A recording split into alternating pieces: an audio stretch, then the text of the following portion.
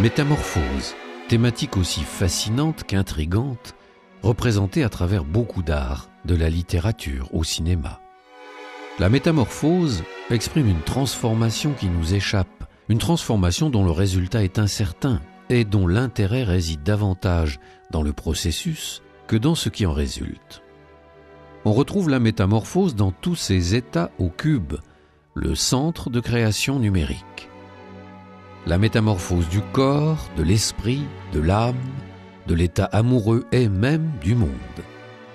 L'exposition Métamorphosis présente des œuvres visuelles fortes, interrogeant les limites et transformations de la représentation du corps humain et des états de l'âme à l'heure du numérique. Les œuvres audiovisuelles se font écho dans un travail de composition et de recomposition. Les corps fusionnent, se désintègrent, se reconstruisent. La vie n'y est plus représentée à l'écran, elle est l'écran et trouve son rythme dans le regard du spectateur. Qu'y a-t-il de mieux que l'art numérique pour exprimer le perpétuel changement ? Les pistes sont brouillées et lorsque l'on croit voir des œuvres réalisées analogiquement, elles sont en fait entièrement numériques. L'outil numérique serait-il le nouveau pinceau ?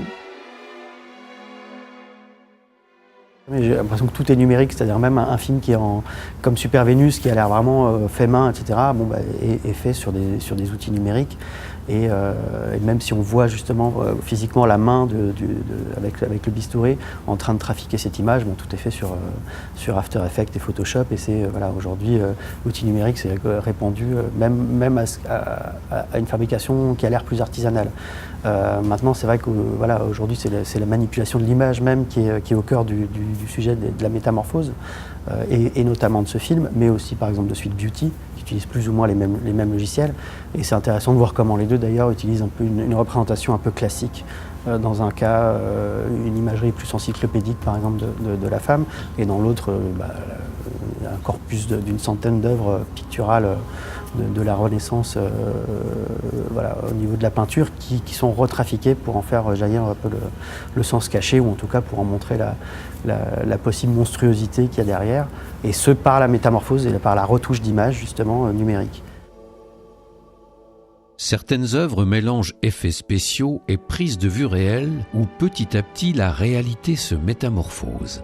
Les hommes finissent par fusionner totalement avec le virtuel et à se fondre en lui.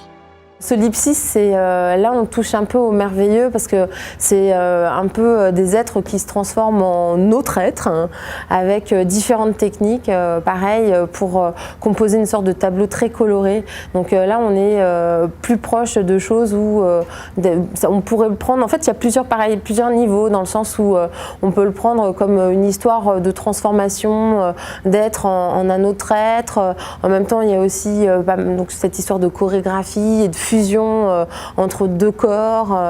Donc voilà, il y a du coup plein de choses aussi tout le temps à voir, et je pense que plus on regarde en fait ces œuvres et plus on découvre à chaque fois des choses. La métamorphose en images devient parfois une expérience sensitive et poétique. À travers le court-métrage Sonata, les émotions sont exprimées par la chorégraphie et le mouvement fluide du trait qui illustre une héroïne en constante mutation, traversant plusieurs états pour devenir elle-même. Sonata, qui est un film qui combine plusieurs couches en fait. Au départ, l'idée c'est de travailler sur un morceau de Ligeti au violoncelle, qui est ensuite passé à la moulinette d'un chorégraphe qui va se réapproprier le thème avec les indications de la réalisatrice, qui a filmé donc la chorégraphie et qui a ensuite redessiné par-dessus les danseurs. Donc il s'est réapproprié la danse, donc on a une espèce de couche, c'est une lasagne d'écriture en fait. À chaque fois, on a une étape de plus, et le thème même est justement la transformation d'une idée, la transformation d'une envie. Et là, en l'occurrence, c'est aussi sur la rupture amoureuse. Une fille une personne qui perd sa moitié et qui essaie de se recomposer, de recomposer son corps.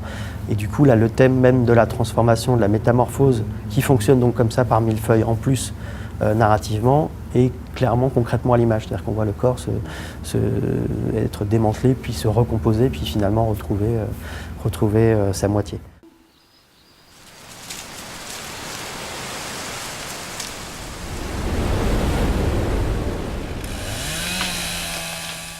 La métamorphose peut être bénéfique ou néfaste, à l'échelle microscopique comme à l'échelle monumentale.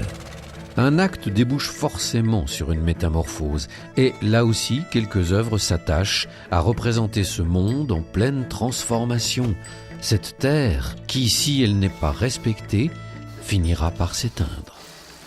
Temps de forêt, qui est donc basé sur un poème de Jacques Prévert, où on voit donc une forêt détruite pour pouvoir imprimer des journaux qui vont annoncer la destruction des forêts.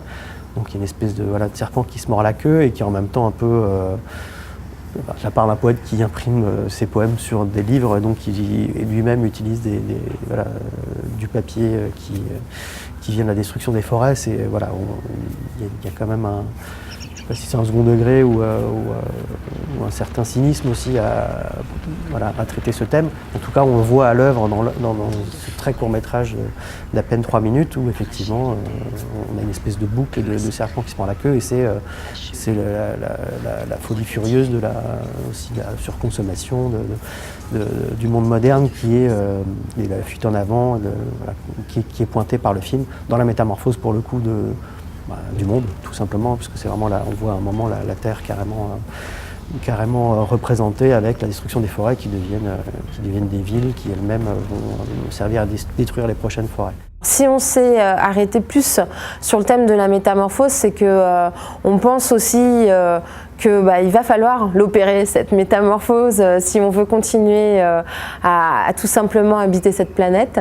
Et du coup, la question en fait se pose de façon plus large, autant avec une réponse via les arts numériques, mais dans la société numérique en fait dans laquelle on vit. Et du coup, c'est pour ça aussi qu'on avait envie d'aborder ce terme de la métamorphose. Métamorphose de l'image, métamorphose dans l'image. Les multiples métamorphoses sont ici celles des corps et des sentiments soumis à l'outil virtuel. Ces représentations apparaissent alors comme le miroir de nos âmes, dont nos propres corps seraient le réceptacle dans un monde qui lui-même opère cette transition de l'analogique au numérique.